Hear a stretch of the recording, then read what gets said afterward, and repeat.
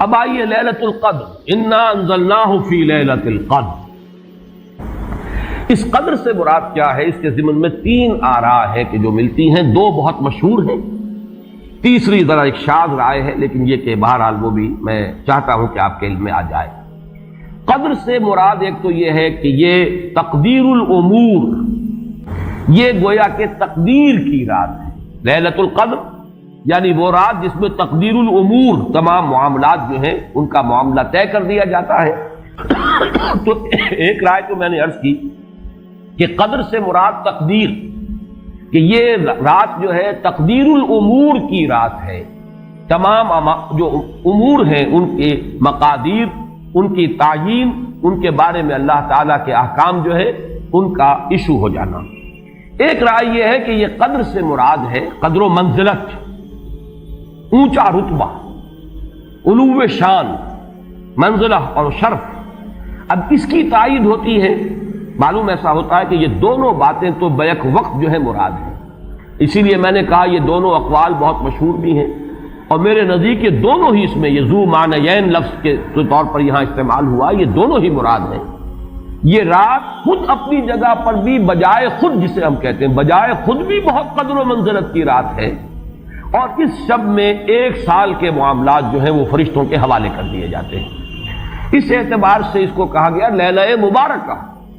انا انزلناہ فی لیلۃ مبارکہ، یہ خود مبارک ہے، اس کے اندر برکتیں ہیں، اس کے اندر عظمت ہے، اس کی اپنی شان بلند ہے، علو مرتبت کی حامل ہے یہ رات۔ یہ دو مفہوم جو ہے جب تو میں نے جیسا کہ عرض کیا یہ تو بہت کثرت کے ساتھ ہیں اور یہی زیادہ مشہور بھی ہیں۔ ایک تیسرا مفہوم جو شاذ ہے جو لیا گیا قدر سے، کہ قدر کا ایک مفہوم ہے تنگی کا بھی، جیسے کہ سورۃ الفجر میں ہم پڑھ چکے ہیں، فَأَمَّا الْإِنسَانُ إِذَا مَا ابْتَلَاهُ رَبُّهُ فَأَكْرَمَهُ وَنَعَّمَهُ فَيَقُولُ رَبِّي أَكْرَمَنِ وَأَمَّا إِذَا مَا ابْتَلَاهُ فَقَدَرَ عَلَيْهِ رِزْقَهُ فَيَقُولُ رَبِّي أَهَانَنِ۔ انسان کا معاملہ عجیب ہے کہ جب اس کا رب اس کا امتحان لیتا ہے، اسے آزماتا ہے،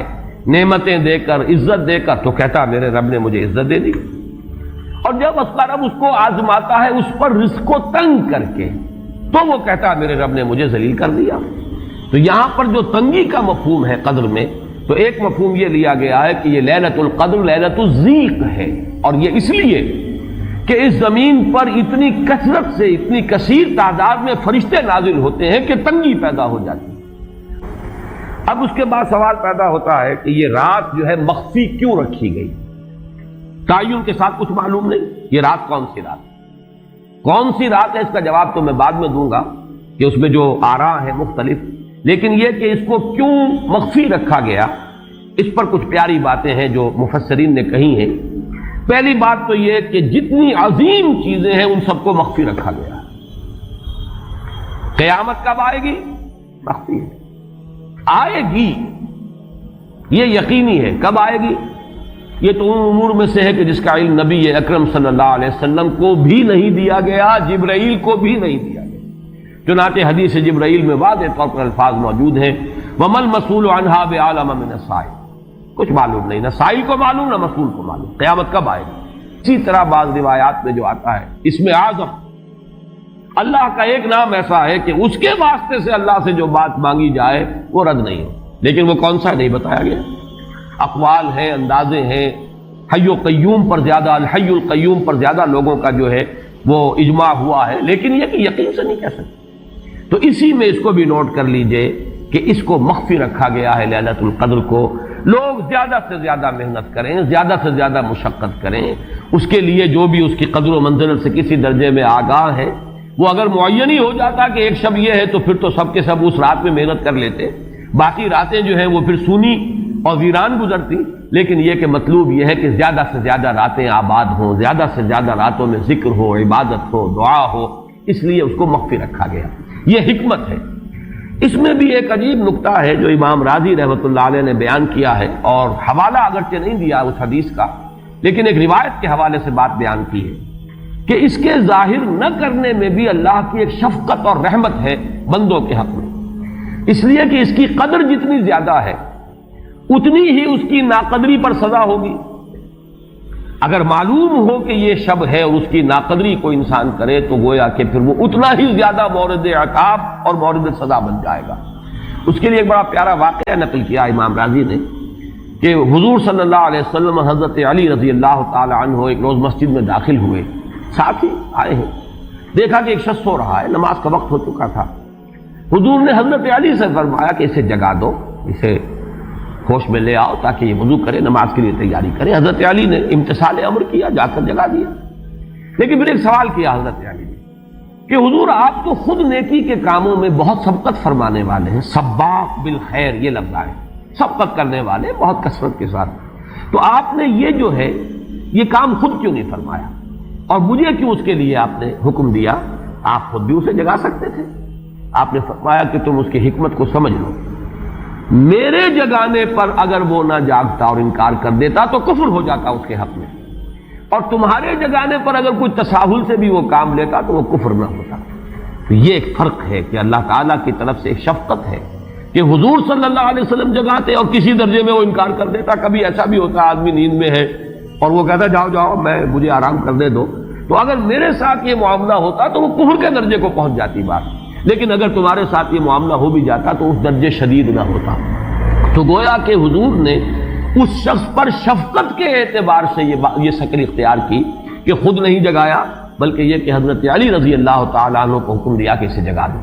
تو یہ نقطہ کہ لیلۃ القدر کے اخفاء میں یہ بات بھی ہے کہ اگر اس کو عیاں کر دیا جاتا، معین کر دیا جاتا، تو پھر جو لوگ اس سے غافل رہتے پھر وہ بہت سخت ناقدری کا ارتکاب کرتے اور بڑی سزا کے مستوجب ہو جاتے۔ اب آپ چھٹی بحث ہے کہ وہ رات کون سی ہے۔ اجماع ہے کہ یہ رمضان مبارک ہی کی ایک شب، لیکن رمضان مبارک کی کون سی شب ہے اس پر بعض مفسرین نے تو لکھا ہے کہ 40 قول ہیں۔ چنانچہ صاحب تفسیر مظہری قاضی ثناء اللہ پانی پتی نے، میں نے وہ تفصیل تو نہیں پڑھی، کہ 40 قول نقل، لیکن امام راضی نے جو 9 قول نقل کیے ہیں وہ میں تیزی کے ساتھ آپ کو سنا دیتا ہوں۔ ابن رزین رحمہ اللہ کا قول یہ ہے کہ رمضان کی پہلی شب ہے۔ حضرت حسن بصری رحمت اللہ علیہ یہ ہے تابعین میں سے، اس لیے میں رضی اللہ عنہ نہیں کہہ رہا، رحمت اللہ علیہ۔ حضرت حسن بصری رحمت اللہ علیہ کی رائے ہے کہ یہ 17ویں شب ہے، یعنی وہ شب کہ پھر جس کے اگلے دن جو ہے وہ غزوہ بدر ہوا ہے، یوم الفرقان۔ حضرت انس رضی اللہ تعالی عنہ مرفوعاً روایت کرتے ہیں کہ یہ 19ویں شب ہے۔ محمد بن اسحاق جو بہت بڑے سیرت نگار ہیں حضور کے، ان کا قول ہے کہ یہ 21ویں شب ہے۔ حضرت عبداللہ ابن عباس رضی اللہ تعالی عنہما سے قول جو ہے مروی ہے کہ یہ 23ویں شب ہے۔ حضرت عبداللہ ابن مسعود رضی اللہ تعالی عنہ سے مروی ہے کہ یہ 24ویں شب ہے، اور اس کو میں ذرا اہمیت دیتا ہوں اس لیے کہ 24ویں شب جو ہے سورہ علق کی ابتدائی آیات کے نزول کے ضمن میں کچھ حساب کتاب کے جوڑنے سے 24ویں اور 25ویں شب کا بھی معاملہ جڑتا ہے، جو کہ میں نے آپ کو سورہ علق کے درس کے دوران بتایا تھا۔ اس کے بعد حضرت ابو ذر غفاری رضی اللہ تعالیٰ عنہ کا قول ہے کہ یہ 25ویں شب ہے۔ اس کے بعد حضرت ابی ابن کعب رضی اللہ تعالیٰ عنہ کا قول ہے، یہ وہ ہے جن کو کہ حضور نے خود فرمایا کہ اقرأہم ابی ابن کعب، قرآن مجید کے سب سے بڑے قاری حضرت ابی ابن کعب ہے رضی اللہ تعالیٰ عنہ، اور ان کے بھی سینے پر آپ نے تھپکی دی تھی کہ ایک سوال کیا آپ نے کہ سب سے عظیم سورت کون سی ہے، اور جب انہوں نے صحیح جواب دے دیا سورہ فاتحہ، تو پھر یہ کہ اس پر حضور نے تھپکی دی کہ تمہیں اللہ تعالیٰ نے بہت صحیح مناسبت عطا کی ہے علم کے ساتھ۔ ان کی اور صحابہ میں سے بہت سے لوگوں کی رائے، یہاں تک کہ یہ کہا جا سکتا ہے کہ بقیہ اقوال جو ہیں وہ شاذ کے درجے میں ہیں، اور یہ گویا کہ اگر اجماع نہ کہا جائے تو بہت حد تک اتفاق کے درجے میں ہے کہ یہ 27ویں شب ہے۔ اور اس 27ویں شب کے ضمن میں حضرت عبداللہ ابن عباس سے ایک روایت میں پہلے آپ کو بتا چکا ہوں کہ 23ویں شب، لیکن 27ویں شب کے ضمن میں جو مختلف روایات حضرت عبداللہ ابن عباس رضی اللہ تعالی عنہما سے مروی ہیں، ان میں بھی کچھ لطیف نکات ہیں، وہ میں بعد میں بیان کروں گا۔ اس کے بعد ایک شاذ قول اور بھی ہے کہ یہ 29ویں شب ہے۔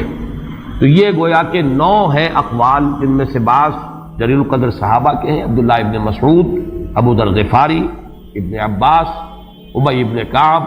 لیکن یہ ہے کہ سب سے زیادہ جو اتفاق اگر اجماع نہ کہا جائے تو 27ویں شب پر ہے۔ اللہ تعالی ہم سب کو